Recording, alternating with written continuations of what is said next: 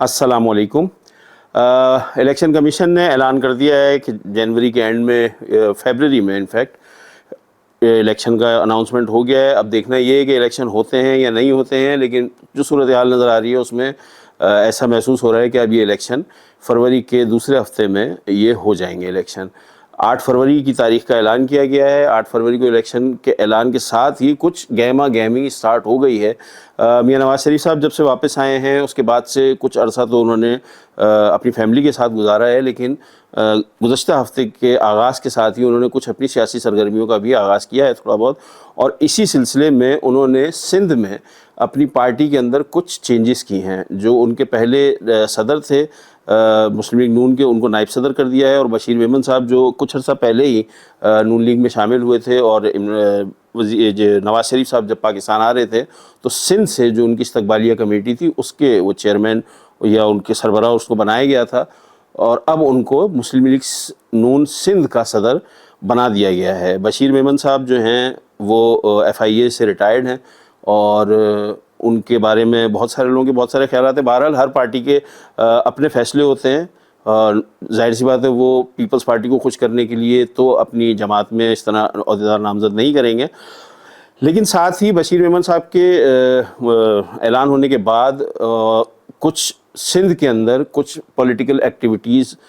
میں اضافہ ہوا۔ MQM کا ایک وفد ملا جا کے مسلم لیگ نون سے، اور انیشلی یہ کہا گیا کہ MQM پاکستان اور مسلم لیگ نون انتخابی اتحاد میں جائیں گے، اور کراچی سے یا سندھ سے دونوں مل کے الیکشن لڑیں گے، اور یہ پورے پاکستان کے تحت ہوگا۔ لیکن اس کے اندر پھر کئی جو ٹی وی انٹرویوز ہوئے اس میں سوالات کیے گئے، کیونکہ مسلم لیگ نون کا سندھ میں جو ووٹ بینک ہے وہ اتنا زیادہ اسٹرانگ نہیں ہے، اسپیشلی کراچی میں بھی مسلم لیگ نون نظر نہیں آتی۔ ہم اگر باہر نکلتے بھی ہیں، اور بہت عرصے سے، یعنی کہ اگر آپ میں یہ کہوں کہ مسلم لیگ نون اپنے وجود میں آنے کے بعد سے کراچی میں کوئی خاص ان کی ایکٹیویٹیز نظر نہیں آئیں، کوئی پولیٹیکلی وہ ویزیبل نہیں ہے۔ ہاں بڑے نام یقیناً ان کے ساتھ موجود ہیں، لیکن ان کی کوئی پولیٹیکل پاور اس وقت نہیں ہے، اسٹریٹ پاور یا پولیٹیکل پاور یا ووٹ بینک ایز سچ اتنا نہیں ہے۔ گزشتہ انتخابات میں 2018 میں شہباز شریف صاحب نے بلدیہ ٹاؤن کے حلقے سے الیکشن لڑا تھا، جو کہ وہ فیصل واڈا صاحب سے ہار گئے تھے، لیکن وہ ہار اور وہ جیت فیصل واڈا صاحب کی وہ بھی کوسچن مارک ہی رہی۔ لیکن اس کے بعد جو ضمنی انتخابات ہوئے تو اس میں پھر پیپلز پارٹی کو کامیابی ملی تھی، جو فیصل واڈا صاحب کے ہٹنے کے بعد ہوئی تھی۔ بہرحال تو مسلم لیگ نون اور MQM پاکستان کے درمیان اتحاد کی خبریں ہیں، لیکن مصطفیٰ کمال صاحب نے ایک ٹی وی انٹرویو دیا، پھر دیگر ان کے جو رہنما ہیں MQM پاکستان کے، جب ان سے سوال کیا گیا کہ مسلم لیگ نون کا تو یہاں پہ ووٹ بینک اتنا ہے ہی نہیں، تو اس اتحاد کا کیا فائدہ ہے، تو بات یہ پتہ چلی کہ اس وقت گفتگو انیشل سٹیجز پہ ہے، کوئی باقاعدہ انتخابی اتحاد نہیں ہو رہا، اور انتخابی اتحاد جب ہوگا تو اس کا باقاعدہ اعلان کیا جائے گا، لیکن اس وقت کوئی انتخابی اتحاد وجود میں نہیں آیا ہے۔ ہاں یہ پوسٹ الیکشن کچھ انتظام ہیں، اس کے حوالے سے کوئی بات چیت اگر ہو رہی ہے تو ہو رہی ہے۔ اچھا، اب بات کر لیتے ہیں کہ کیا اس جو انتخابی اتحاد ہے مسلم لیگ نون کا اور MQM کا، کیا اس سے پاکستان پیپلز پارٹی کو سندھ میں کوئی دھچکا پہنچ سکتا ہے اگر GDA اور مولانا فضل الرحمان بھی ان کے ساتھ مل جائے؟ تو ہاں، مولانا فضل الرحمان کی بہرحال سندھ میں ایک ہے، فٹ پرنٹس ان کے ہیں، اور ٹھیک ٹھاک ان کی جو دیہی سندھ ہے اس کے اندر ان کے کچھ ہیں ووٹرز، لیکن شاید جو تاریخ ہے پاکستان کی سیاسی تاریخ، جو انتخابی تاریخ ہے اسپیشلی سندھ کی، اس میں ہم یہ دیکھتے ہیں کہ 1988 میں پیپلز پارٹی کی حکومت بنی تھی، اور 1990 میں پیپلز پارٹی کی حکومت نہیں بنی تھی۔ جام صادق علی صاحب نگراں وزیر اعلیٰ تھے، اور ان کی نگراں وزارت اعلیٰ میں ہی انتخابات ہوئے، جس کے بعد وہ ان کو دوبارہ مستقل وزیر اعلیٰ بنایا گیا، لیکن اس وقت بھی پیپلز پارٹی کے پاس اکثریت، زیادہ ووٹ تھے، حکومت بنانے کے لیے اکثریت نہیں تھی، لیکن زیادہ اکثریت ہی جماعت تھی، لیکن اس کے باوجود پھر اس جماعت میں سے لوگوں کو توڑا گیا اور مختلف لوگوں کو ملا کے ایک حکومت قائم کی گئی۔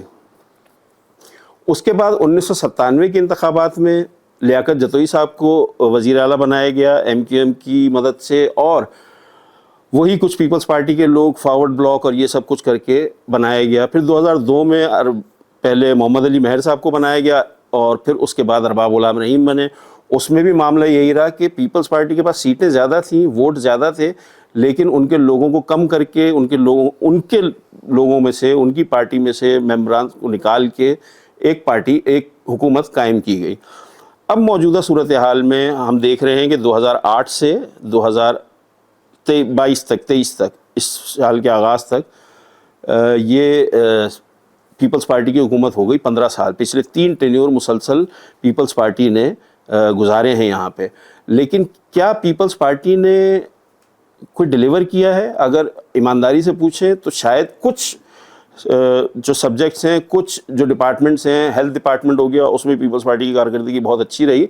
لیکن کراچی کے لوگ پیپلز پارٹی سے اب بھی خوش نہیں ہیں۔ ان کا خیال یہ ہے کہ کراچی میں پیپلز پارٹی کو کام زیادہ کروانا چاہیے تھا 15 سال میں، یقینی طور پہ کچھ نقشہ تو بدلنا چاہیے تھا، لیکن اب پیپلز پارٹی کا کہنا یہ تھا کہ بلدیات ان کے پاس نہیں تھی، تو اب ان کے پاس بلدیات بھی ہے، کچھ کام کر بھی رہے ہیں، اور جو میئر کراچی ہیں وہ کام کرنے کی کوشش بھی کر رہے ہیں، مرتضی وہاب صاحب جو ہیں وہ کام کر بھی رہے ہیں، نظر بھی آ رہا ہے۔ لیکن اس میں تھوڑا سا آپ یہ کہہ لیں کہ اس میں تھوڑا سا کانفیڈنس بلڈنگ میجرز ان کو کرنے پڑیں گے پیپلز پارٹی کو، تو شاید ان کو کراچی سے کچھ ووٹ بینک ملے۔ جہاں تک ایم کیو ایم پاکستان کی بات ہے، ایم کیو ایم پاکستان جو ہے ابھی تک عوام کا کوئی خاص اعتماد حاصل کرنے میں کامیاب نہیں رہی ہے۔ یہ ایک بڑی لمبی سٹوری ہے۔ ایم کیو ایم پاکستان نہیں، اس سے پہلے 1992 میں جب آپریشن ہوا تھا ایم کیو ایم حقیقی، پھر یہ آپریشن چلتا رہا، 97 میں آپریشن، 98 میں آپریشن، پھر اس کے بعد 2013 سے آپریشن۔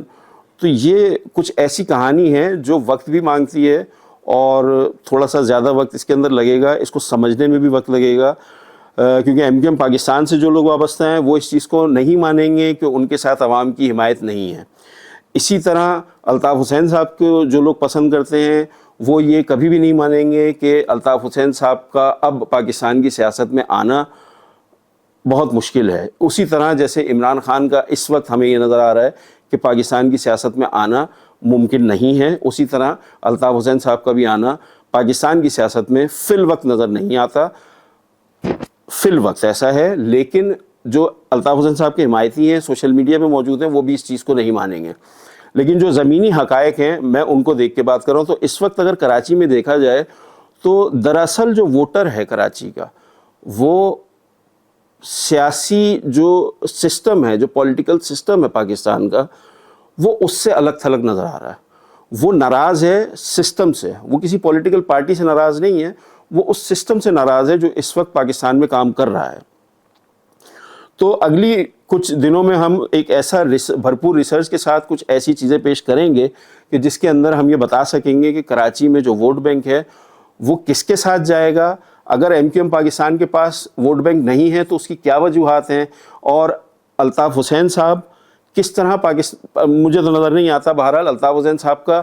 کتنا اثر و رسوخ رہ گیا ہے۔ ڈیموگرافک چینجز جو کراچی کی آبادی میں ہوئی ہیں، نئی حلقہ بندیاں جو ہوئی ہیں، اس کے حوالے سے بھی ہم گفتگو کریں گے، اور پھر ہم آپ کو تفصیلی طور پہ بتائیں گے کہ کراچی کی سیاست میں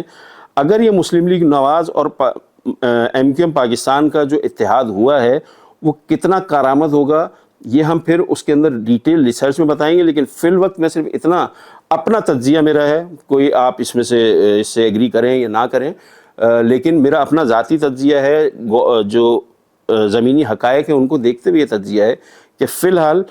پاکستان کی سیاست میں نہ پاکستان تحریک انصاف کے چیئرمین عمران خان کا کوئی مستقبل فی الحال نظر آ رہا ہے، نہ ایم کیو ایم کے جو قائد ہیں الطاف حسین، ان کا کوئی فیوچر اس وقت پاکستان کی سیاست میں ہے۔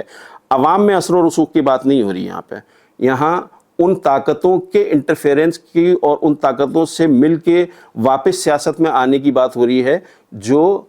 یہاں پہ اہمیت رکھتی ہیں، جو پاکستان کی سیاست میں، سیاسی تاریخ میں اہمیت رکھتی ہیں۔ عوام پہ کس کا کتنا اثر و رسوخ ہے یہ سب کو پتہ ہے، لیکن کیا وہ ووٹ میں تبدیل ہو سکے گا، ابھی اس کے اوپر کچھ کہنا قبل از وقت ہوگا، لیکن آنے والے دنوں میں ہم اس کے اوپر بھی بات چیت کریں گے۔ آج کے لیے فی الحال اتنا ہی، انشاءاللہ پھر